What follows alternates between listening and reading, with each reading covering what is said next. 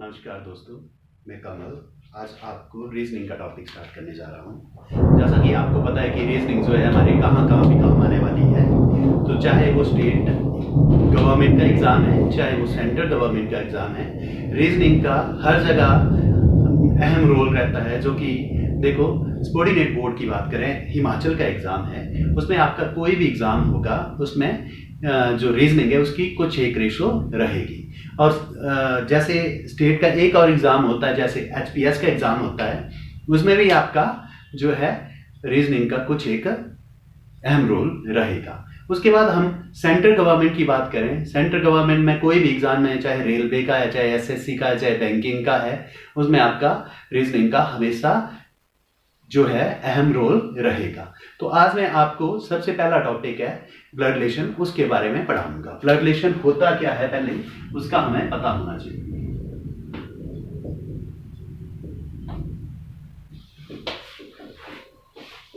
Blood relation क्या है?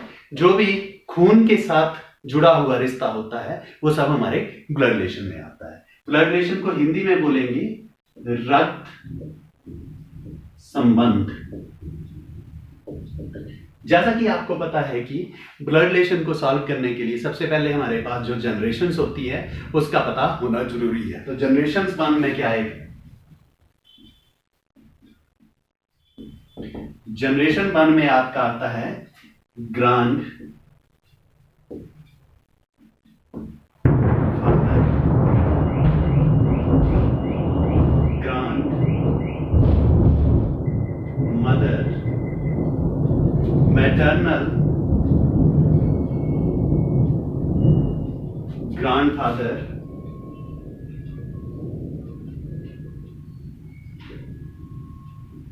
Maternal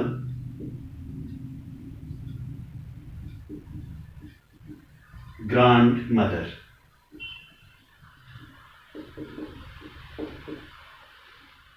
तो आपको पता है ग्रैंडफादर होते हैं दादा, ग्रैंड मदर होते हैं दादी। मैटरनल ग्रैंडफादर आगे आपका नाना और मैटरनल ग्रैंड मदर आगे नानी। उसके बाद जो सेकंड जनरेशन है,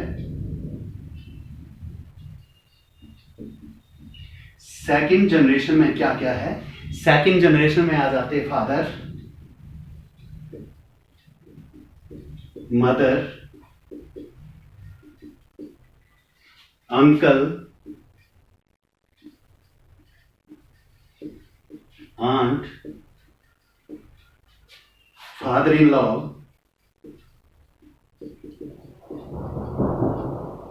mother-in-law,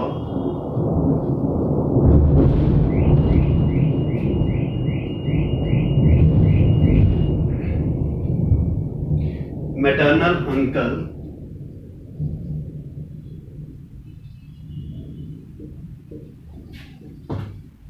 and मैटरनल आंट। आपको पता है mother, father, mummy, papa, uncle, aunt, uncle aunt में चाचा चाची आ जाते हैं आपके, ठीक है। Father in law, father in law क्या आ गया? ससुर, मदर इन लॉ सास, मैटरनल अंकल, तो मैटरनल अंकल में आपके क्या क्या आएंगे? मैटरनल अंकल में आपके जैसे मामा आ गए, मैटरनल आंट में मामी आ गए, ओके। तो उसके बाद हमारे पास आती है जनरेशन थर्ड। जनरेशन थर्ड में क्या रहेगा? सबसे पहले सेल्फ, जैसे कि खुद, खुद कौन? मैं, सेल्फ। उसके बाद आता है brother, sister, brother in law,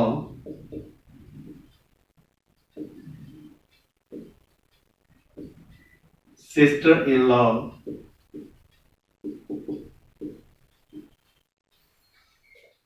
husband, wife, cousin. तो देखो, सेल्फ आ जाता है brother, sister, brother in law. तो ब्रदर इन लॉ में आपका क्या जीजा भी आता है और साला भी आता है, सिस्टर इन लॉ साली भी आती है और भाभी भी आती है। हस्बैंड, वाइफ और कजन्स। उसके बाद आते हैं हमारे पास जनरेशन 4।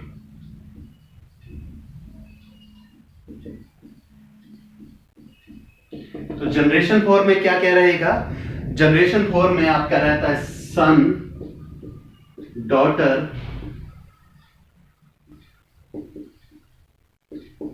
नेफ्यू, नीस,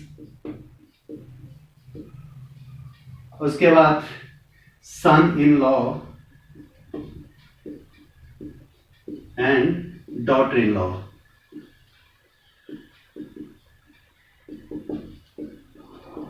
तो आपको पता है सन डॉटर पुत्री,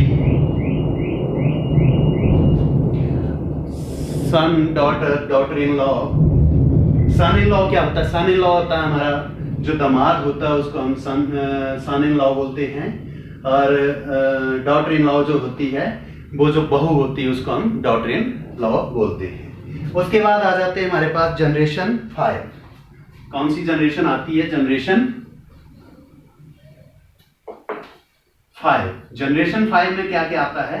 जनरेशन 5 में आते हैं आपके grandson and grand daughter. Grandson and grand daughter. तो ग्रैंडसन क्या होता है? पोता। ग्रैंड डॉटर क्या होती है? पोती। उसके बाद जो है लास्ट जनरेशन है जो कि जनरेशन 6 है। इसमें आते हैं हमारे ग्रेट ग्रैंडसन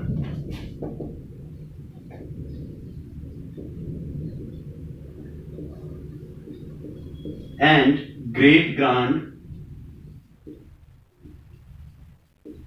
डॉटर। क्या क्या आ जाते हैं? Great grandson and great grand daughter. तो ये जनरेशंस है, और इसके लिए हमें जो कुछ एक सिंबल्स होते हैं जिसके द्वारा हम जो है क्वेश्चन सॉल्व करेंगे। जैसे कि मैं आपको बताऊंगा कि पॉजिटिव साइन जो होता है वो किसके लिए होता है। जैसे पॉजिटिव साइन है वो हम किसके लिए यूज करेंगे? मेल के लिए यूज करेंगे। नेगेटिव जो साइन होता है वो फीमेल के लिए यूज करेंगे। ओके, तो नेगेटिव साइन जो है फीमेल एंड पॉजिटिव साइन जो है मेल के लिए। अब हम रिलेशंस को कोऑर्डिनेट करना सीखेंगे कि रिलेशन कैसे कोऑर्डिनेट करने हैं। तो जैसे सपोज मैंने ये वाला रिलेशन लिया है जिसमें हमने एरो लगा के आगे जो है नेगेटिव साइन ले लिया, तो ये पॉजिटिव साइन आ जाता हमारा हस्बैंड के लिए, एंड जो नेगेटिव साइन आ जाता है वो आ जाता है वाइफ के लिए। ये एरो का मतलब क्या है? इनके रिलेशन का मतलब क्या है? इनका रिलेशन है हस्बैंड और वाइफ का। अगर सपोज मैंने आपको ये बता दिया है इक्वल टू करके आगे नेगेटिव साइन ले लिया है, तो ये किसके लिए यूज होगा? तो ये यूज होगा आपका, ये होता है ब्रदर, और ये क्या है? सिस्टर है। ओके, उसके बाद एक और चीज बताऊंगा मैं आपको। उसके बाद अगर हम पॉजिटिव साइन लेंगे, पॉजिटिव साइन दोनों जगह पॉजिटिव साइन है और इक्वल टू का हम सिंबल यूज करते हैं, तो किसके लिए यूज होगा? तो आप इससे समझ गए होंगे कि क्या है, ये ब्रदर के लिए यूज हुआ है। तो वो दोनों क्या हो जाएंगे? भाई भाई हो जाते हैं, ब्रदर ब्रदर हो जाएंगे। देखो, उसके बाद मैं आपको एक और चीज बताऊंगा। जैसे positive sign equal to negative sign, तो ये क्या होता है? ये तो सॉरी हमने कर लिया है। अब मैं आपको बताऊंगा negative sign equal to negative sign. तो नेगेटिव साइन यहां पे देखो किसके लिए यूज हुआ है? इक्वल टू की बात कर रहा हूं। ऊपर जो हमने एक एरो लिया है, एरो में किसके लिए यूज किया था? नेगेटिव वाइफ के लिए। बट इक्वल टू में नेगेटिव साइन किसके लिए यूज होगा? ये होगा सिस्टर के लिए यूज। किसके लिए? सिस्टर के लिए यूज होता है। बात क्लियर हुई? उसके बाद देखो मैं आपको बताता हूं कि ये तो आगे भाई बहन हस्बैंड वाइफ का, और इसके बाद क्या आएगा? बच्चों का कैसे करेंगे हम? बच्चों का देखो, जैसे मैंने यहां पे ले लिया पॉजिटिव साइन और एरो लगा के नीचे भी पॉजिटिव साइन ले लिया है। तो ये साइन किसके लिए होगा? आपको ये तो पता है किसके लिए होता है। अब जब जनरेशंस की बात है, टॉप वाली जनरेशन क्या होती है, मतलब बड़े होगा आपसे तो वो टॉप पे आएगा। बड़ा इन द सेंस कि ये किसके लिए यूज करेंगे हम, फादर के लिए और ये सन के लिए। ओके, उसी के साथ मैं एक और करके बताता हूं, ये पॉजिटिव साइन और ये नेगेटिव साइन। तो positive sign always goes to father, किसके लिए, फादर के लिए, एंड नेगेटिव साइन जो है वो डॉटर के लिए। ओके, क्लियर हुई बात इतनी। उसके बाद बताता हूं मैं आपको कि ये तो फादर और सन का रिलेशन है, ये किसका है, फादर और डॉटर का रिलेशन है। उसके बाद जब नेगेटिव साइन आ जाते हैं आपके पास, तो वो किस किस के लिए होते हैं। जब नेगेटिव साइन ऊपर आएगा हमारा नेगेटिव और नीचे क्या आएगा, पॉजिटिव, तो negative sign always goes to female. Negative sign किसके लिए होता है, फीमेल के लिए। तो फीमेल में आपके टॉप पे कौन आएगा, आपसे ऊपर कौन आएगा, आपके मम्मी आएंगे, तो क्या मदर, और नीचे क्या है, सन। वैसे ही यहां पे नेगेटिव और नीचे भी नेगेटिव, तो क्या है ये मदर, और नीचे क्या आएगा, नेगेटिव साइन है तो डॉटर।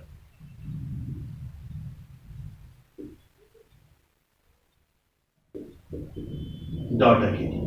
ओके, तो ये इस बेस पे ही हमें क्या करने हैं, क्वेश्चन सॉल्व करने हैं, राइट। तो फर्स्ट क्वेश्चन रहेगा हमारा,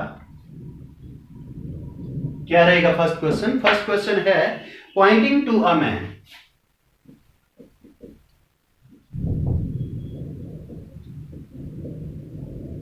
पॉइंटिंग टू अ मैन, क्या, a lady said, a lady said, इसका मतलब क्या हुआ, पॉइंटिंग टू अ मैन, एक आदमी की ओर इशारा करते हुए एक औरत ने कहा, क्या कहा, तो वो देखो देखो क्या कहा उसने, हिज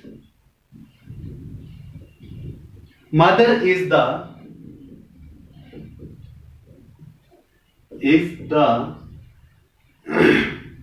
ओनली डॉटर ऑफ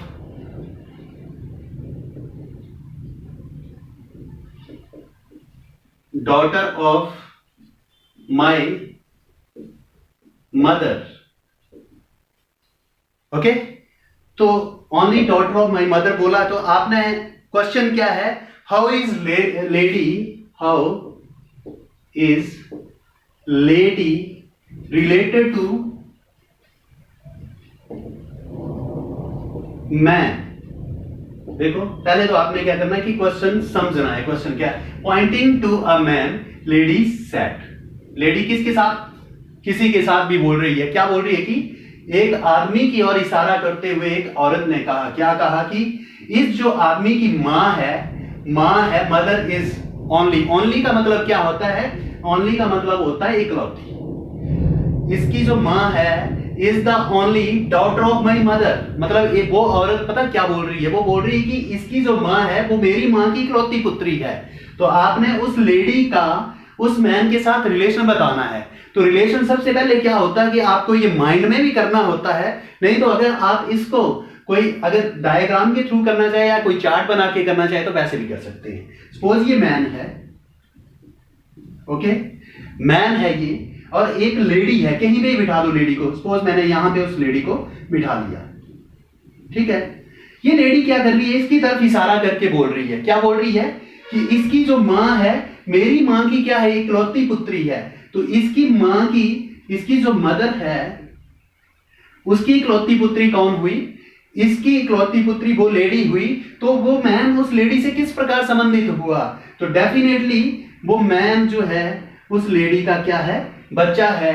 तो क्वेश्चन में क्या बोला है कि how is lady related to the man, तो मैन की वो लेडी क्या लगती है, तो आंसर आएगा आपका मदर, डेफिनेटली वो क्या लगेगी, उसकी मां लगेगी, ठीक है। तो आज के लिए मैं आपको इतना ही करवाऊंगा, कल मिलते हैं न्यू क्वेश्चंस के साथ। Okay, thank you.